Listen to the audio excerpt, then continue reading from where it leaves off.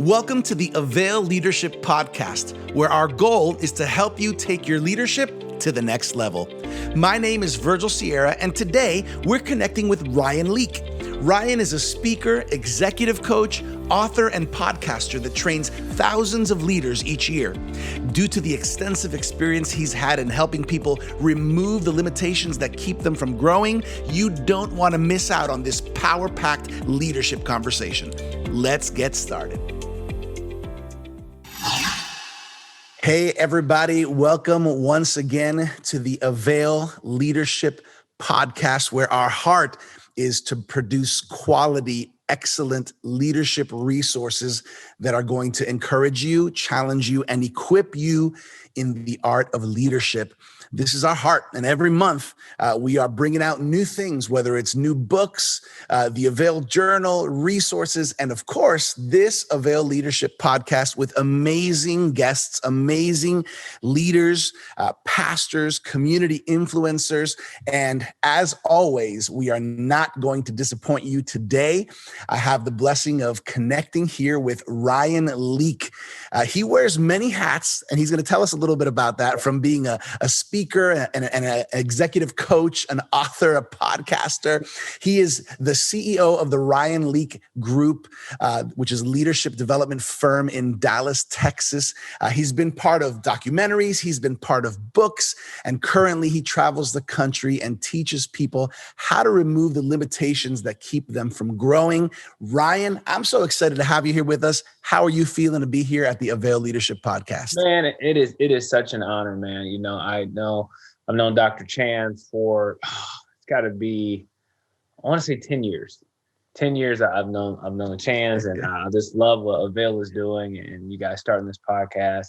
And I'm honored to be one of the many leaders. Listen, I know you guys interview some studs and some people that are just doing some great things all around the world. And so I'm just honored to be here today. So good. That's so good. Ryan, you know, I think that for such a time as this, the Lord has allowed our paths to cross on this podcast. I know there's a lot of people who are very clear and aware of who you are and what you've been doing, but I also know that there's some new AVAIL leadership listeners that are getting to know you here on this podcast. So why don't you take a few moments and share with us a little bit about your story, about the many hats that you wear? Yeah. So my name is Ryan Leak. I live in Dallas, Texas. I was born in St. Louis, grew up in the Chicagoland area. My dad was a pastor until he actually had a stroke when I was in the 5th grade. And so I went from going to an African Methodist Episcopal church, AME in 5th grade, and then transitioned to a predominantly white Assemblies of God church in Rockford, Illinois. And so I went from black church to white church, and I'll never forget the first time I went to white church. I was like, man, I've never experienced this. We were out in the hour. I was like, man, I've never been able to get breakfast after church in my life. And so it was just a whole new experience. And then I got to go to a multicultural church. And so I just started to see, man, so many different things and how different organizations lead. So I grew up with a ministry heart, but a business mind. And so I had this interesting dichotomy kind of going on. And for most of my life, most people have said, hey, Ryan, you got to pick one. You've got to pick either ministry or business. Wow. And I've always just been the kind of person that's like, well, why?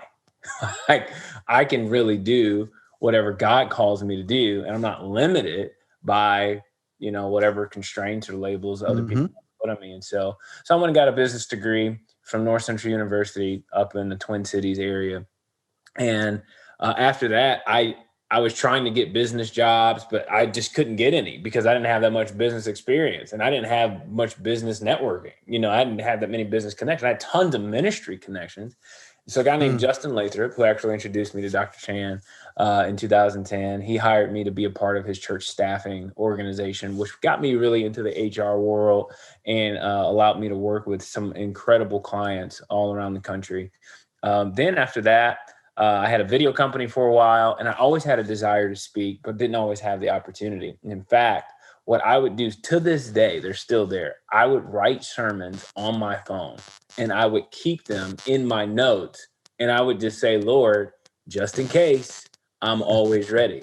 I would write business talks and I would keep them in my phone. I go, Lord, if you give me the opportunity, I'll be ready. So, you know, over the past probably 4 or 5 years, I've just been given some incredible opportunities that I absolutely don't deserve. Amazing men and women have taken chances on me, and I've just tried to do a good job with whatever has been in front of me. And so I currently am on a teaching team for 5 different organizations, churches in the country. So that's what I get to do on weekends throughout the week. I'm doing executive coaching, leadership development, an author, and I have 2 podcasts of my own as well. And so for the most part, most of my week, there's usually something to do. Wow, that's awesome. I love I love the story. I always love to hear the story of the Sure. leaders that connect with us here on the podcast, because everybody's story is a little different. Mhm. And it sounds like you kind of had this kind of you had your feet in two worlds, so to speak. And in that process, the Lord just has been shaping both of them, right? And Yeah. for me, in my case, I say that at Vertical Church, where I pastor, we're one church, 2 languages, because my brain thinks in English, but it also thinks in Spanish. And Yeah. again, just kind of those two worlds coming together. And I think there's something beautiful about that, Ryan, that a lot of young leaders also can learn from, because Right. sometimes we feel like we're forced into, I have to be this or that. And it Right. seems like you kind of landed on, wait a second, why not this and that? Would you agree with that? Oh, absolutely. And I think there's, you know, my generation, the millennial generation, there's lots of leadership challenges that come with that. And I think I still got a little old school in me. Okay. I'm very much like, you need to have insurance, bro. Like you need to figure, like you can't just have great ideas. Like you have to Right. have phenomenal execution. And Yeah. so I don't just have ideas. I don't like I'm an executor. I'm gonna get it done, and I want to get it Mhm. done right. And so yeah, I just rejected that. Hey, man, this is what I think you should be doing. I'm going, man, I really respect your opinion and thank you for that affirmation of what you think I'm good at. But if given the opportunity to showcase some other skill sets, then that's exactly what I'm going to do. So I love that. I think um, that diversity and that there's a word that's escaping me right now, that ability to be able to flow here and flow there. I mean, I think that's a yeah, huge attribute for a leader. Let's talk a little bit about your coaching. You're the CEO of Ryan Leak Coaching. Tell us a little bit about the vision behind this. What led you to yeah. start in the aspect of coaching, and who do you coach? Yeah. So I work with C-suite executives all across America, and what I do is very, very simple. I try to hold leaders accountable. Most of the time, Mm, if you're working with a C-suite executive, a C-suite leader, they know what they need to do to be successful. They just don't have any accountability. They're the boss. They're the leader. No one's challenging them to do those things to be great. Most of the time, they've got a comfortable salary. Most of the time, they've got a house that they like. They usually mm, drive a pretty decent car. They've got all of the things that there's nothing lighting a fire right. underneath. And so what I began to realize is um, most of my clients they weren't struggling in their business. They're struggling in their life. Yeah. There was something going on with them. They're going, man, something's not right. So while we talk professional and put some professional goals on the wall, and what I'm circling in on is the type of men and women they want to become, the type of family people they want to become, their marriage, and helping them be an all-encompassing executive that they really want to be. And so looking at their 5-year goals of who they want to become and trying to put some processes in place to help them get there.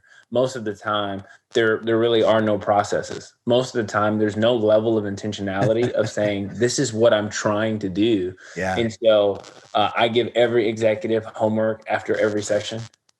Wow. And then the next time we meet, I just go, hey, how'd you do in your homework? And we just kind of keep it moving from there. That's good. It sounds like you have a holistic approach where you're not only helping them to discover and develop who they are as leaders, but also who they want to become as people, right? Oh, absolutely. Have you ever had any pushback from executives and top leaders in this area? Of course. Oh, yeah. All the time. My a lot of my clients go, "Man, did you have to punch me in the stomach this morning?" And I'm just like, I wasn't trying to punch you in the stomach, but again, if you don't pay me to lie to you. Mm-hmm. And I have worked in organizations enough to know that oftentimes when you're the leader, people have a fear. They're intimidated by you. So they tell Right. you what they want to hear. So you essentially end up paying a bunch of people to lie to you to make you feel better about yourself. Then it's a horrible way to lead. And so if someone's paying me money to be their executive coach, you are paying me to be honest with you Yeah. about what I see within the organization. I'm not here to be nice. Now, if there's areas of something I think you're doing good at, I'm going to be honest with you about, man, I think you're doing a really great job at this. Right. I saw you do this meeting, the way people respond to you, it's awesome. But if I see that your team is completely ignoring you and it's going in one ear and out the other, I'm going to tell you, hey, there's some flaws here. And so it's yes, of course there's going to be pushback because they're just not used Right. to having someone be so bluntly honest with them. And I'm not bluntly honest for blunt sake. I'm not trying to hit someone with a right hook, but I'm being what I feel is normal. I'm calling it how I see it. There's usually almost always a little bit of pushback. And then about a day later, that was awesome. Yeah. I needed that. And the thing I hear leaders asking when I ask them about what they want more from their followers and from the people that they're leading in their organization, they're constantly telling me, I wish people were more honest with me. I'm like, well, you're going to have to open the door for that because they're not going to do that on their own.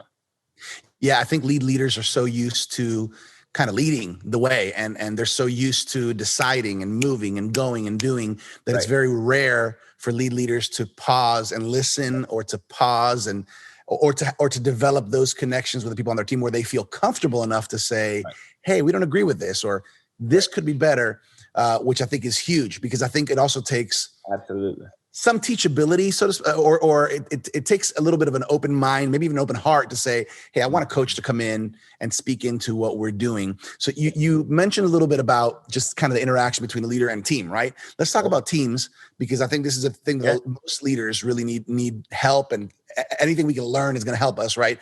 When there's a key word that's been heard a lot now is healthy, right? Healthy team versus unhealthy team. What are some of the distinctions you would make here and speak into on the health of a team? Well, one of the things that I got certified in a couple years ago was the Enneagram. And the Enneagram is a typing system. What I love about the Enneagram is I don't always elevate it above DISC or Strength Finders or Insights or some of the other personality assessments. What I love about the Enneagram for me personally is it transformed my leadership more than any other tool in the world. Wow. For me personally. Wow. It transformed my marriage. The Enneagram conversation we had was the most eye-opening conversation me and my wife have ever had. Wow. So for me personally, hey, I have it pretty high in my book. So I think what it does is it allows, every time I've done an Enneagram workshop, the exact same thing happens. Misunderstood people feel understood for the first time. Wow. They're going, somebody spoke my language and was able to explain it to the rest of my team. So now my team doesn't think I'm crazy. So I think one of the character traits that I would say are important for a healthy team is a high level of empathy. And what that means is it's a team full of people that are going, I'm not trying to get everyone to see it my way. But when everyone walks in the room and goes, what's your perspective? How do you see it? Oh, that's interesting. It's different than mine. Doesn't mean I'm right. Doesn't mean you're wrong. It just means it's different. And different is good for us. Sometimes I think whenever there's conflict on a team, we think we need to get that person out because a healthy team is one where everyone is always in agreement. But actually, it's conflict that helps us grow and see things from a different perspective. And so oftentimes when a leader is having conflict with someone, Well, because they're the leader, that follower doesn't last very long. And so what you end up getting is a room full of yes men and women that are just their fan club. So, what is your exact nationality? I was born here in Miami. My family's from Colombia, South America. Okay. So whenever a lot of here's what will happen with some of my Caucasian clients. Okay. And it's funny to me. Okay.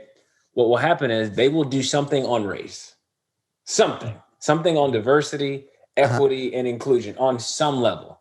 And what they'll do is they'll ask their 5 white leaders how it went. Right. And they'll go, "It was great, man. Oh, dude, that was amazing." And they'll go, "Great." that was a win. There's someone will be pastors. Hey, we did this series, man. And they'll ask 10 white people that go to their church, "Hey, how do you think that went?" They'll go, "Man, I think it went great. It was awesome." And again, it's no offense, but it's going, how do you know it went awesome when the subject matter is diversity and inclusion? And so it could be a thing where everyone in the room there's such big fans that, man, they can't really be honest. And that's where things get really unhealthy. I think a really healthy team is where you see a diverse group of voices in a room that are speaking to the vision and mission of that organization.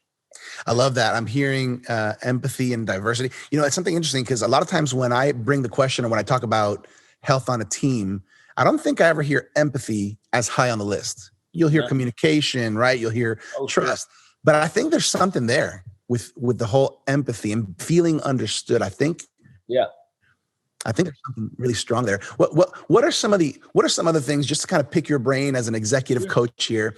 What are some other struggles that you see in teams? You're mentioning obviously not being able to understand one another, maybe lacking a little bit of empathy, maybe a lack of diversity or diversity in voices and cultures even. What else? What are other struggles that teams have to really find that momentum and that unity and that health? I would say two more things. One would be offense. We are the most sensitive that we've ever been as a culture. Yeah. You can't say nothing to nobody. And what happens is, and again, I keep saying this over and over again, what happens is you don't get honesty from anybody. Because no one's being honest. No one, because they're afraid of going, I had a friend the other day who was like, "Man, they're not going to fire me for what I said." I went, "Yes, they will. It is 2020. He's like, "No, they're not." I go, "Okay." Next day, fired. Wow. I mean, just so the level of sensitivity is at an all-time high, which means the level of offense or the ability to offend is at an all-time high. And so you see that being a major issue. So I try to help teams be unoffendable. I wrote a book called Unoffendable. That's good. Where I try to help people go, if you don't create space for someone to actually, to just be able to talk without dancing, without political correctness, without you won't get honest feedback. You'll never know the actual truth about what's going on because everyone's so afraid of offending other people, and that can be very challenging. The second hurdle that I see with teams is pivoting. Just pivoting. It's 2020. It's the year of change, whether you want it or not. And so what you end up seeing is, John Maxwell says, when it comes to change, 25% of people love change. Another 25% of people hate change. And then the other 50% are neutral. And you just have to figure out which of those 25% of people are going to influence the 50. So you want to focus on the people that like change and go, okay, let's help those 50. But there's 25% of the people that just won't make the trip. as it pertains to change. If you think about it, that's usually how it goes in a meeting. There's usually about 2.5 people that are going out of 10 going, I don't think we should do this. But again, it makes us uncomfortable. But man, this has been a year where you have to pivot. I have one client that lost $150 million this year. Mm. I have another client that gained $250 million. Mm. One was able to pivot well. Another one wasn't. Just weren't prepared. Wow. How quickly you can change and adapt to culture is massive. And I think that's something that is very difficult for teams. That's good. As a pastor's son myself, and as actually a successor, my father passed on the torch to me in our church, and I was given the responsibility to take over the church, and I relaunched the church. We relaunched about 5 years ago. New name and everything, because the vision kind of expanded to both English and Spanish. And so what you're saying right now, I not only believe, but I've lived through it. I wish I would have known a little bit more on that front end. Understanding the challenge that it is to transition an organization, to pivot how we used to do things, how we're now going to do things, to transition our minds and our processes and our systems and our people to, hey, we did this way for 20 years. Now we're making a few adjustments, right? That's so key. I think you're right, that the ability to pivot and to change and to transition is so huge. I want to take a step back, though. You wrote a book called Unoffendable. And so you made a really good point. I think it's true. I think one of the biggest toxic factors on a team is when there's unresolved conflict, which usually is in the form of, I'm offended by what he said. I'm hurt by how she treated me. And then not being able to talk about it, not being able to not even knowing how to deal with it. And then leaders maybe not providing a space for it, or a training for it. So tell us a little bit more about that book, about Unoffendable. Well, I wrote it in response to everything that was happening in 2015 and 2016, and Black Lives Matter organization was just getting some steam, and it was causing a lot of conflict within a lot of conversations. A lot of people misunderstood, or the statement versus the organization, and that was back in 2015, 2016.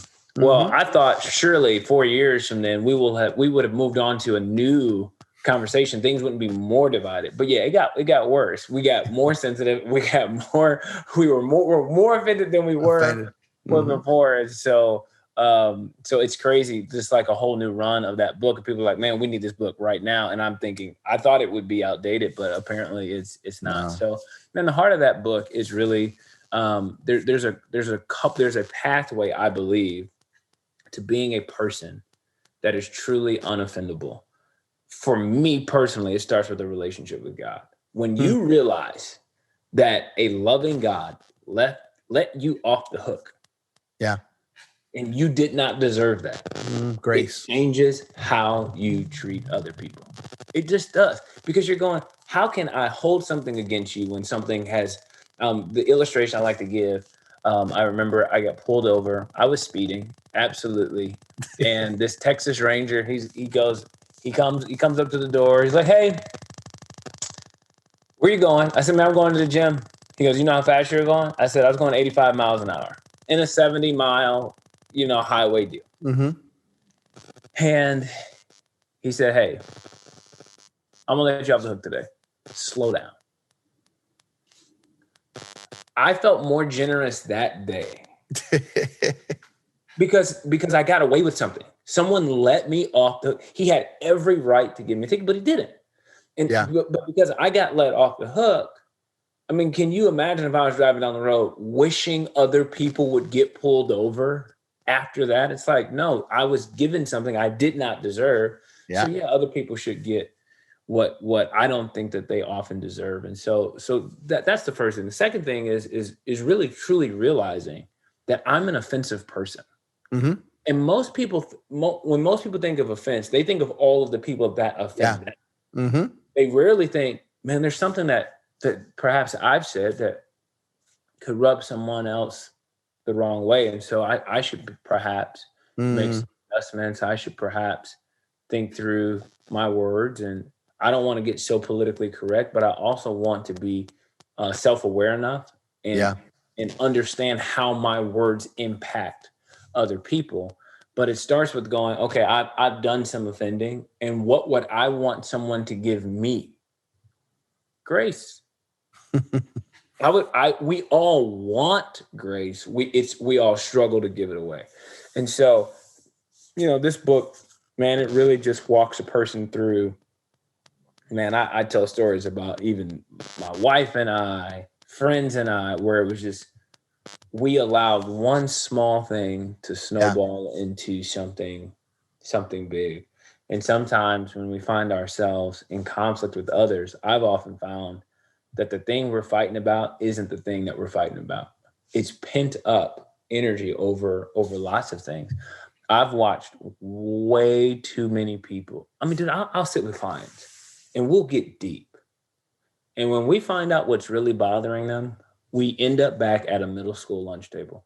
Mm-hmm. And I'm going, here we are in our 40s and our 50s, and we're making all of these other people pay for a bully from 30 years ago. Mm-hmm. We got to let it go. So that's the heart of the book, is to help people let go of some of their unforgiveness, bitterness, maybe that they've had towards people in their past, especially if it's the 90s. If we're talking 90s and it's 2020, I mean, come on, we got to move on. That's good. I agree. I think it's so easy when we hear about offense and offenses, we tend to naturally think of ourselves on the receiving end, as opposed to realizing, hey, there's not one of us here who's perfect. Right. And we may feel offended and receive offense, but we are also, we're also on the giving side of offending as well. And Absolutely. I think that sobers you up a little bit when you realize, hey, man, God's grace and mercy on my life, which I did not deserve, and it still comes up, and same thing in family and in the workplace, and I think this is huge. This is really good. This is really good, Ryan. I think leaders need conversations like this where we get to the heart of issues, where we get to the heart of things.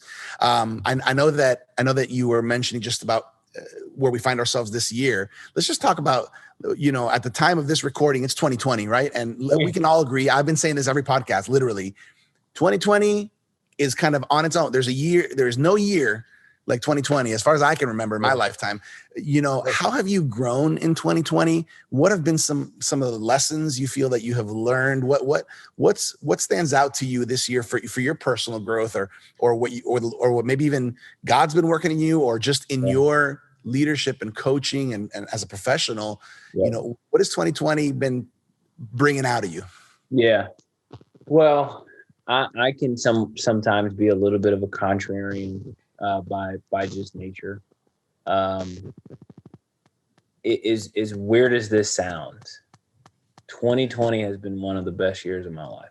Wow. And part of it is for a couple of reasons. One, there is a scripture that anchors my life. Count it all joy, my brothers, James, when you face trials of many kinds. And so while 2020 has been a tough year, it's been a great year because I've had lots of trials and I've just decided to count it all joy. And the other reason that I think 2020 has been great, not just for me, but for all of us, is it forced us all to do something that we would never do in a million years on our own. Slow down. The pace we were going at as a society was destroying us. Yeah. And so I got to spend more time with my family than I ever have. Ever. Now, did I make as much money? Did I speak as much? Did I sell more books? No. But the things that matter the most got the most attention in 2020. So that's why, for me, I would say, man, I've learned how to pivot. Man, I added some skill sets that I didn't have before. I think whenever we see many trials, whenever we see lots of turmoil all around us, I think it's our greatest opportunity. And we can complain about what's going on around us, or we could do something about what's going on around us. We can, I like to call it the lazy river. You know, if you've ever gone to a water park, they have this lazy river. You just get in the tube and you just go wherever it takes you. I think that's how a lot of people approach 2020. But as leaders, we have to go, we got to get out of this lazy river and go, okay, we get to make a difference. Like if you're a leader and part of your mission is to make a difference, there's no greater year to do it than 2020. So for me, I'm like, let's go. Yeah. You know, like for me, I'm going, like, let's help more people than ever before because the opportunity is in front of us. And I've done more Zooms. I didn't speak in the same amount of places that I spoke last year, but I've spoken twice as much. Gotcha. Because I can just record and send videos all around the world and come right back home from the studio. Now, normally it'd be a flight, it'd be a hotel, it'd be multiple nights. Man, one day I was able to record 5 messages and was home by 2, and I was done for 3 weeks and got to, you know, so the technology jump that I think we were able to make this year has been absolutely phenomenal. And I think there's just so many opportunities out there. And I think it really comes down to your mindset for how you are going to approach. Again, you know what I felt more this year? Permission to be happy. It almost feels like if you promote any type of joy or happiness in 2020, it's like, oh, that's insensitive to what's going on around us. I'm like, those aren't mutually exclusive. I can be empathetic about your pain and still celebrate. I had a friend whisper to me that he got a raise. He whispered it. He goes, hey, man. Hey, dude. Hey, don't tell nobody. I got a raise. And he like felt bad. I'm like, congratulations. That's not hard to say. Does that make sense? You can feel that pressure in a time where it's just going, man, I think if for those of us that are in a position that still have jobs, that are still blessed, and there are people that lost jobs and don't have a lot, guess what? We're here to help you. Yeah. But this invitation that we have to have a pity party for 365 days, pardon me if I don't show up. Right. So man, I just think that this year, was it heavy? Was it exhausting? Sure. But one of the phrases I began to live my life by, sometimes life sucks. You should enjoy it anyways.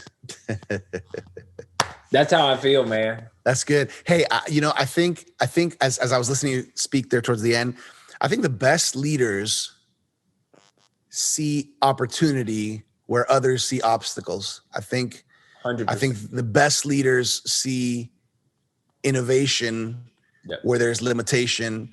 And I think that's what you're talking about. You know, in addition to obviously being able to slow down, which is something that by nature most of us leaders would not do, unless we were forced to.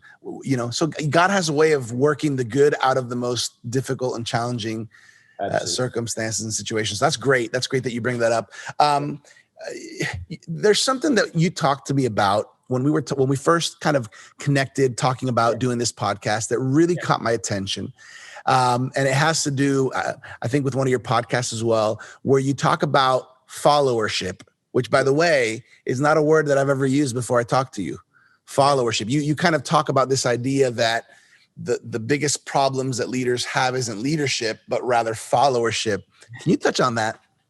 Yeah, you know, as I began to work in different organizations and I was working with C-suite executives, I would sit down and go, all right, I'm going to help them lead their team. But 90% of the time they would go, my team's fine. I need to figure out how to work with my leader, or I need to figure out how to work with other leaders. And so I started realizing that, you know, a lot of people just have a followership issue. In terms of following their leader, even while leading. And so you look at a company like Amazon. I think Amazon has 840,000 employees, something around there. How how many of those people would we say are leaders that work at Amazon? Like let's just say 10%. Okay, that's Right. 84,000 people that are leaders at warehouses, over departments, delivery trucks, you name it. Well, they're all still following Jeff Bezos to a degree. And so how do you really do that well? And so part of what I've been helping people understand is helping them understand their leader better. And so one of the ways that people can understand their leaders is they have to really pay attention to what they communicate. What do they communicate? And so I teach leaders actually how to study their leaders' emails. Okay, they sent out this email. Okay, well, let's break down that email. What they talk about? Who do they celebrate? What activity do they celebrate the most? Because some leaders are very numbers driven. Some leaders are very empathy driven. They're story driven. Yep. You've got to understand what your leader is all about. I do this, especially when we talk about pastors transitioning, taking over church.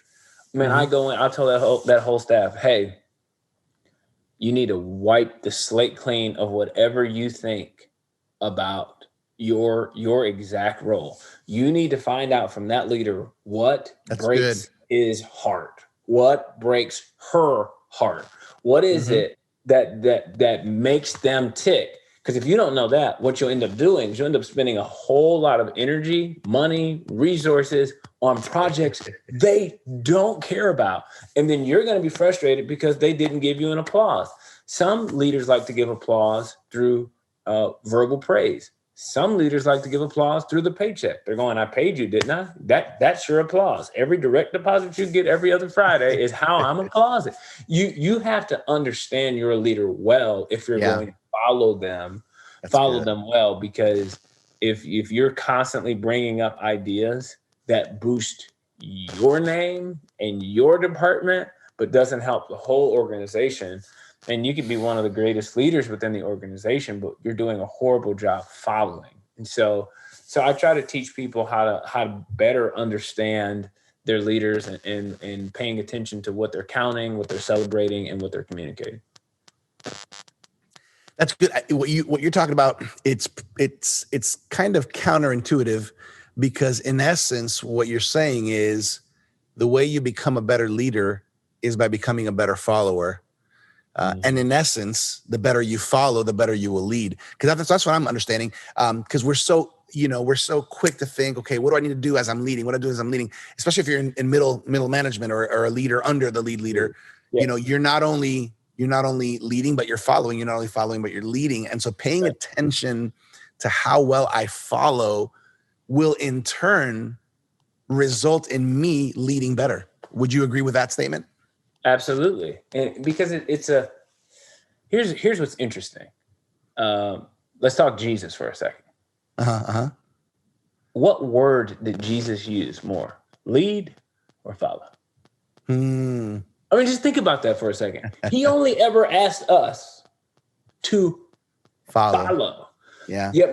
Yet there's this idea of like, everybody wants to be the leader. It's like, well, there can only be one. Dude, I was with a client a couple of days ago. Everybody in the organization wants a raise. Everyone in the organization wants a seat at the decision-making table. I go, well, the table is only so big. I mean, like at some point you're gonna have a sanctuary. It's no longer a table. Yeah. Everybody can't be a leader. Everyone can't be a leader in the organization. There's only so many seats. Somebody's got to raise their hand and go, I'm going to be the best follower in this organization.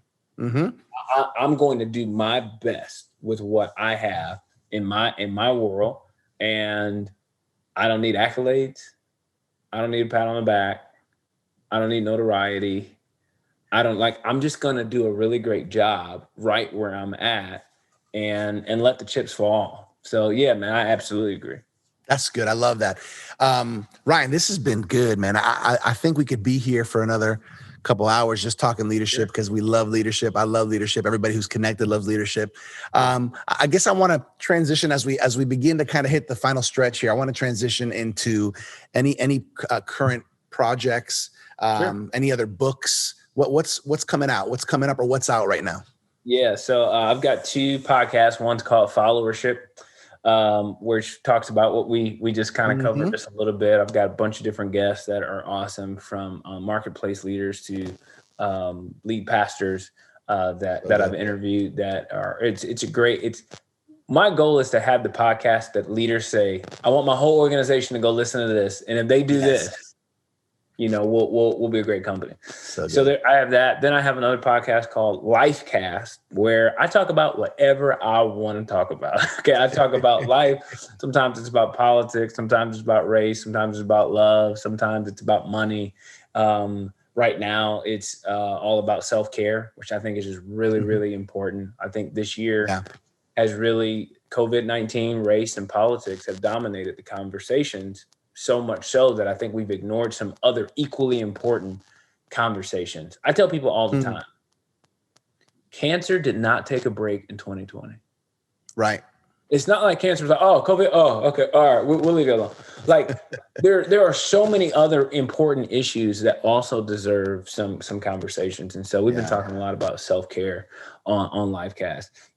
Next year, then got a really fun project called Chasing Failure. And it's all about just taking risk and giving people the tools they need to take that next step, to get outside of their comfort zone. I was doing some research. By the way, is that a book, Ryan? Is that a book? A book comes out in June. All right. Chasing Failure. Yeah, it comes out in June. So I was reading this book, and it so illustrated almost what I feel like is my life's mission. This researcher was doing research on stress. So they had people jump out of an airplane repeatedly with parachutes over and over and over again, all on the same day. And what she found is that by the 3rd jump, their stress had been reduced down to that of someone that was running late to work. And so what she discovered is the more we take risk, the less stressful it becomes. Wow. And for me, I have spent my life simply jumping out of airplanes. I just keep jumping. So sometimes people see some of the things I've done or am doing, and they go, how in the world are you doing that? I went, I don't know. I'm in the air and I'm floating down to the ground, but I just keep jumping out of the airplane. And that's what I try to encourage people to do. I just go for it. Yeah, okay, you might lose something. Okay, you lose money. Okay, you lose money. You might make some money. Who knows? Go for it. So that's kind of my MO. Wow. Yeah. I think most people kind of are risk averse and we don't want to, but that's a really neat research there. That's a really neat study that the more you take risks, the more comfortable you get with it and the more opportunities come. That's really good. Ryan, how can people stay connected with you? I have a feeling that a lot of people are going to want to tap into some of these Unoffendable, your book that you've already have out, the one that's coming out next year, Chasing Failure, the podcast. What's the best way that people can connect with you? RyanLeak.com. It's really simple. RyanLeak.com. Everything's there. Podcasts are there. Show notes are there. Documentaries are there.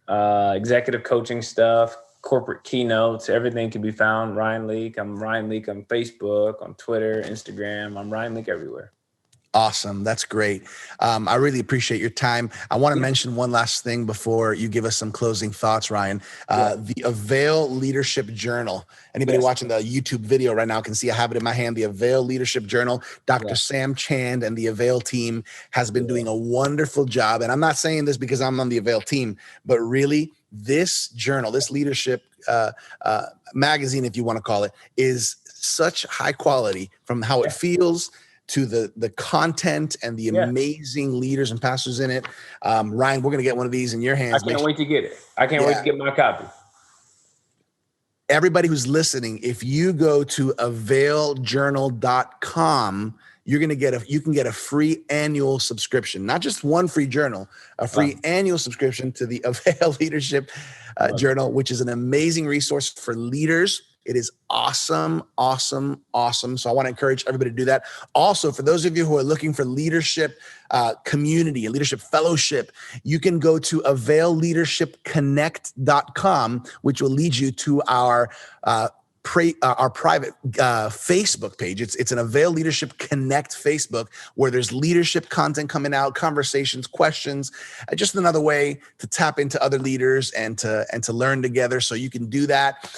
Ryan, before we close off here, what are some final thoughts you want to leave everybody with after this amazing podcast? Well, the last thing I want to leave people with is, there's probably we've got 1 month left in 2020. 1 month. I want to encourage every single viewer, every single listener, don't fast forward to 2021 just yet. Give your best to where you are right now. God is not limited by our little 365-day calendar. God's not shaking in his boots. Man, if you're a leader, lead well. Do your best. Finish this year extremely well. Be present. And again, there's so much rhetoric about 2020. But if all of us became millionaires in December, wouldn't we go, well, I guess this year is pretty good. So in my mind, I'm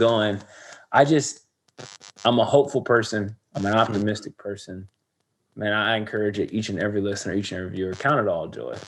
Have a fantastic holiday. Give your best wherever you are and finish strong. Don't hit that fast forward button. We're here right now. So good. What a great word to end on. Live in the moment. Yeah. Live in the moment. Don't get ahead of yourself. Live in the moment. That's a good word. Hey, I hope everybody who's been connected to this podcast has been encouraged. Ryan, let me just take a quick moment to say thank you for your time. Thank you for pouring out some of your experience and knowledge and wisdom from your journey. And I just want to say, man, we honor you here at AVAIL Leadership. We honor you, your leadership. And I think a lot would agree with me at your age. I think you're far beyond, and this is another one of God's graces and mercies on your life. It is a joy to share this time with you. And as AVAIL, we're honored to have you connected to the family of leaders that are speaking into so many leaders. May God bless you and prepare you for all the things he has in store. And may he use you from every coaching consult to every podcast recording to every conversation with individuals to just make a difference in people's lives. You're doing an awesome job, Ryan. You really I appreciate that, man. I really do. Everybody, thank you for being with us on this AVAIL Leadership Podcast. Remember, every week we have a new episode coming out. Remember to get the AVAIL Journal if you haven't yet, availjournal.com. Get your free annual subscription, and we will see you next time here at the AVAIL Leadership Podcast. Wow, what a great leadership talk with Ryan Leak. For all things Ryan Leak, visit ryanleak.com. For more leadership resources, check us out at availleadership.org. For your free annual subscription of the AVAIL Journal, visit availjournal.com. One last thing. Here at AVAIL, we just want to let you know that we truly appreciate you and everything you do. As always, thank you for connecting with us to learn the art of leadership here at the AVAIL Leadership Podcast.